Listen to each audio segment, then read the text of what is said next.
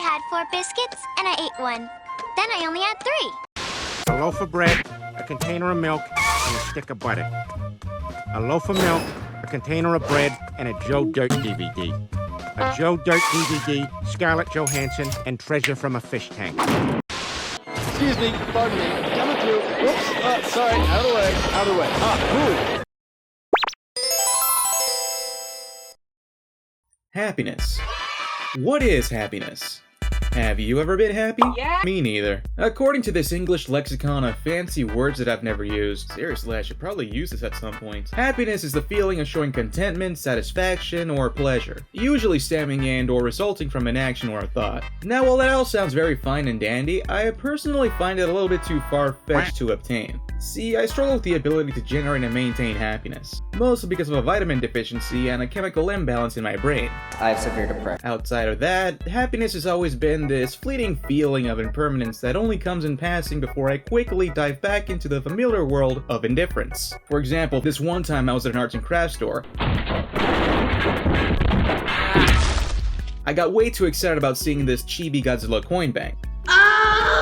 It was a really cool item that I was seriously considering and buying on the spot, but the moment I picked it up, I quickly felt a sense of indifference and placed it back down. I see the world in gray. If only there was a way where we could somehow take the pure feeling and essence that is happiness, and somehow condense it into this neat little experience to relive it as many times as we'd like. But how? Dear Ed, please open the package and play the game that's inside. Though I've only played it a handful of times, I've never actually gotten around to finishing playing it completely. It's been a busy couple of months since I last played it, and I figured you'd play it whenever you get the time. Do me a solid and play this game at your leisure. Have fun. Love, Ed from the past. Good lord, time travel is real. P.S. For your self-esteem, you're a handsome buttered toast of a man. Stop. Alright, let's see what this is.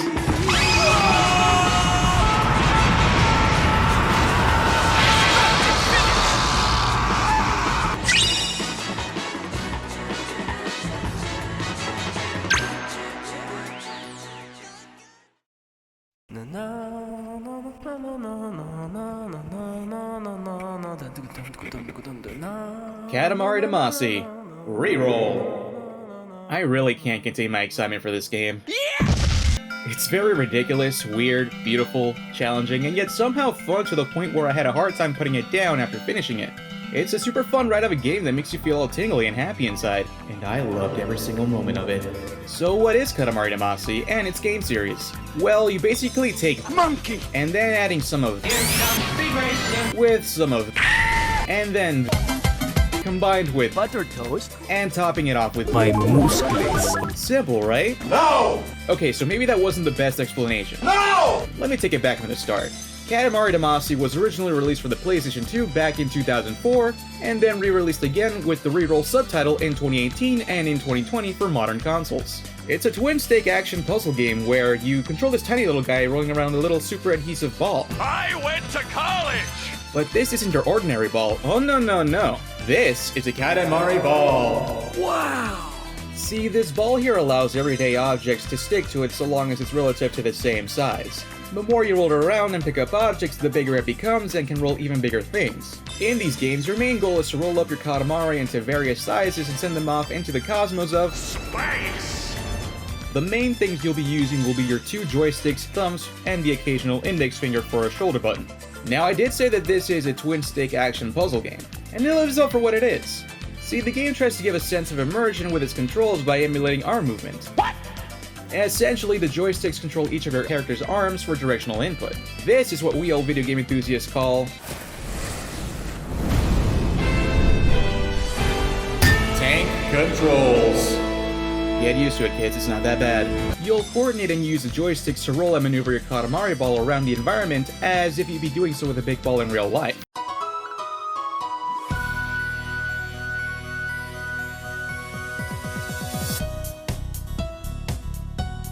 Yeah, just like that. Depending on how far and which direction you move your sticks, your character and ball will move accordingly, which can take a little bit of practice, but you'll quickly get used to it in no time. You can also jump around and look your surroundings with the shoulder buttons, but you'll rarely need to do so. The face buttons aren't used in the main game aside from menu navigation and one specific and precise moment in the game. It's very simple and it keeps it that way the entire time. Like I mentioned before, all you do is roll around, bury a Katamari, and clear the level before the timer runs out. Nothing fancy or complicated, just rolling until your heart's content. The story of Katamari Damacy Reroll is a really weird one. See that massive guy in the sky up there? That's the king of all cosmos. He's your space dad. So you're like my space dad? Yeah, I'm like your space dad. The story essentially involves the king ordering you, the prince, to create and replace the moon and stars in the night sky. Why? Well, let's just say that one night the king got a little too party happy and got out of control. As a result, he took out all the stars and moon by bumping into them and obliterating the beautiful night sky. Now, knowing all too well that it was entirely his fault, the king, being the oh-so-noble, charitable, and loving father that he is, unceremoniously tasked you to rebuild the night sky by replacing the missing stars and moon. How? By with the help of the almighty, super sticky, roly-poly Katamari ball. Alright, so at this point you might be wondering what a Katamari is or means, and after doing like a quick online search result, I think it just means a clump or small mass of dirt or clay. I'm not really too sure, I can't understand Japanese. Right now my brain can only understand 2 languages. Back to the video. A super sticky ball, a clump that can stick to anything to itself so long as it's the same size or smaller to the everyday objects you pick up. The more stuff you roll up, the bigger Katamari gets and the bigger objects you can pick up for further growth. Essentially, just make the ball as big as you can. Afterwards, the Katamari are taken back to the king and he transforms them into the missing stars. Although if you ask me, I personally find it a bit shady for the king to use his son like that under the guise of genuine father-son bonding. Hey! We agreed to never talk of this again. At the same time, the game also involves the side story of the urban Japanese Hoshino family. Their story is divided into chapters and progress after each completion of the stage. They witness the disappearance of the moon, stars, and hijinks of both the prince and king of all cosmos and are unknowingly tied to the main plot. There are 5 things that I genuinely enjoyed about this game that does all the right things. The scaling in this game is absolutely insane. You'll be starting off by just rolling small everyday objects like batteries, erasers, and tacks. But eventually you'll make your way into rolling medium, big, giant, and even continental-sized objects depending on the stage you're in. The most amazing part about this game is that you'll be playing for a while and you'll sometimes enter a state of flow and lose track of how big your Katamari will get. The game obviously wants to let you know with visuals and audio cues after reaching specific measurements, with small pauses to let you know how big it's gotten. But you can skip these entirely with the push of a button. You'll be so zoned in that it'll happen in the blink of an eye once you've gotten the hang of it all. And it's really surprising and entertaining to see what you can roll once your Katamari reaches the appropriate size. You'll be rolling cards, fruits, dogs, cats, penguins, bikes, people, cars, and even food stands. That's my chimichanga stand. And that's just a small to medium scale of things. The music in this game is just peak simplicity with charming, weird, and cheery tones. The best way to describe the soundtrack of Katamari Damacy would be that it's very lounge-like. There are no intense or hard-hitting beats. They're actually very tame with no crazy segments that stand out from one another. They're all very catchy, classy, and extremely memorable to the point where you'll be humming along to some of these songs.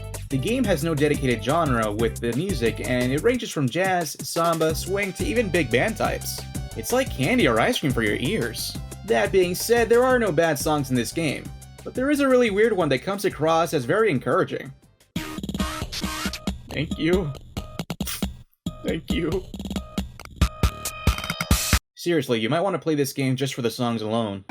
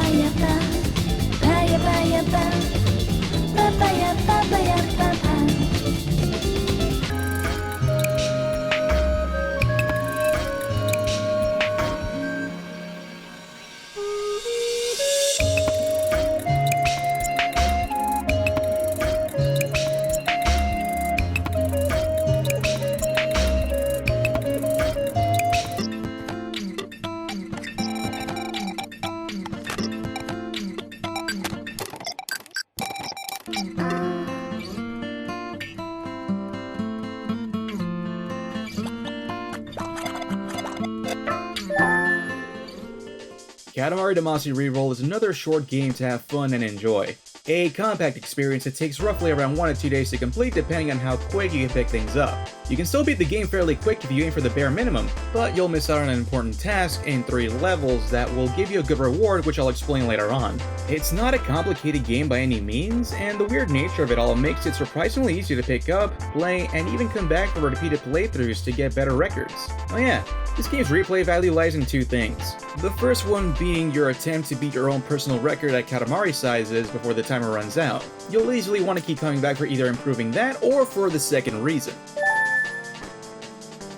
The second thing that gives this game replay value is that it gives you exactly what you want.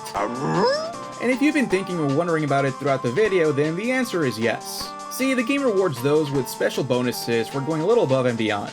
Alright, so there are 3 important levels that you must do. While the game does have time limits on every level, there are 3 specific ones that will unlock something called Eternal Mode.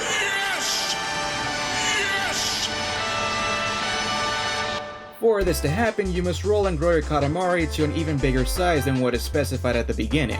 This isn't really explained, but if you grow your Katamari into an even bigger size than what it should be, then you'll notice some angels flying around your Katamari to signal that you did something right. Doing this unlocks Eternal Mode for these specific levels. In Eternal Mode, you'll be granted the freedom to roll your Katamari wherever you want with no time limit whatsoever, and wherever you please until there is nothing else left to roll. I seriously want to thank whoever came up with this idea and including it in the game. It's the ultimate sandbox playground experience for this game mechanic. It's just fun to roll around. I'm not joking. It's generally fun to roll things up and cause a snowball effect to pick up everything in your path. One moment you'll be picking up small things like batteries and snacks in the street, and the very next you'll be rolling cities across islands. During this time, you'll just turn off your brain and enjoy the game for what it is, and have fun with the nonsensical nature of it all. It has a unique sense of style that comes across as refreshing, neat, and unforgettable. Get lost with the weirdness of it, vibe and groove to the music, see how fast you can grow your Katamari, explore the levels, and unlock the Eternal Modes. You just gotta roll with it and have fun with the entire experience. There aren't really a lot of negative things to say about this game. If anything, I think these are just minor nitpicks. But none of these are game-breaking or hinder your overall experience to the point of rage quitting the game. But restarting the level might be part of the plan. So the controls for this game aren't terrible, but they do tend to get a little difficult to work with at specific times. For example, there are these moments when I'm rolling my Katamari around and I'm not too sure what it is, but maybe I just don't have enough momentum going on. Due to this, my rolling slows down to a snail's pace, and I have a hard time going in any direction. It's not really clear if this is actually part of the game's physics and controls, or if it's entirely my fault. I have a bad habit of going cross-thumbed and skewing my grip whenever I hold my controller. My thumbs tend to drift the joysticks inward whenever I play for something for too long. Or I'll grip one side of the controller more than the other and end up drifting my inputs and skewing my hands without noticing. This game has a lot of tight spaces that will merit restarting the level, particularly in 2 environments. I get it though, it's Japan and they have a lot of narrow streets, walkways, and environments. It's in no way an intentional fault, as it's just me complaining about not being able to easily roll around some areas like I would like to. But it does get annoying to a minor extent when you sometimes get stuck in areas that close you in. When this happens, your only means of escaping would be to roll out and crash until you lose objects and size, or restart the level again.